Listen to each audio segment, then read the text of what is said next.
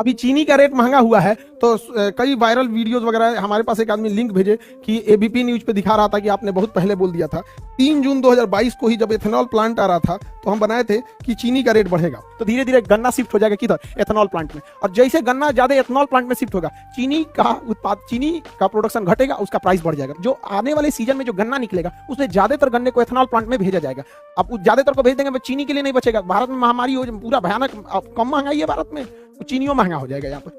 अभी आप देखते चलिए, चीनी के साथ साथ गुड़ का भी रेट बढ़ेगा। और एथेनॉल प्लांट में जब गन्ना यूज हो रहा है तो गन्ना जब यूज हो रहा है तो गन्ने के साथ साथ मक्के का भी यूज होता है। तो मक्के का यूज होने से मक्का डायरेक्ट तो उतना नहीं बढ़ेगा, लेकिन मक्के से बनने वाले ये जितने ऐसे दुकानों में ऐसे झालर मोती टाइप के कुरकुरे उरकुरे, ये सब नहीं, टकाटक फटाफट ये सब जो बेचते रहते हैं छोटे बच्चों को खाने के लिए, ये सब चीजों का भी रेट बढ़ेगा। लेकिन इनका रेट आपको समझ में नहीं आएगा, क्योंकि इनका रेट बढ़ाया जाएगा। इकोनॉमिक्स का एक थ्योरी है श्रिंकफ्लेशन। श्रिंकफ्लेशन क्या होता है समझिए, किसी चीज का रेट नहीं बढ़ाया जाता है। श्रिंकफ्लेशन में हम लोग क्या करते हैं, बस उसकी क्वांटिटी घटा देते हैं। जैसे जो पहले बिस्किट 5 रुपए का आता था, 5 रुपए में अब उतना नहीं आएगा, फिर और कम किया जाएगा, फिर और कम किया जाएगा, फिर और कम किया जाएगा। तो इन सारी चीजों में बच्चे लोगों को महंगाई समझ में नहीं आएगी, क्योंकि बिकेगा 10 रुपए में ही, लेकिन 10 रुपए में इसकी क्वांटिटी, इसकी मात्रा घटा दी जाएगी। तो जब ऐसे घटाया जाता है तो उसको श्रिंकफ्लेशन कहते हैं, और जब रेट बढ़ाया जाता है तो उसे इन्फ्लेशन कहते हैं। तो चीनी में जो हुआ है वो इन्फ्लेशन हुआ है, और इसकी चर्चा तो हम 3 जून 2022 को कर दिया था, 4 साल पहले ही बताए थे। उस समय 4 साल पहले जब हम बोले थे ना, खूब सुना रहा था सब कि मास्टर साहब पगला गई लो, या इससे कैसे रेट बढ़ेगा।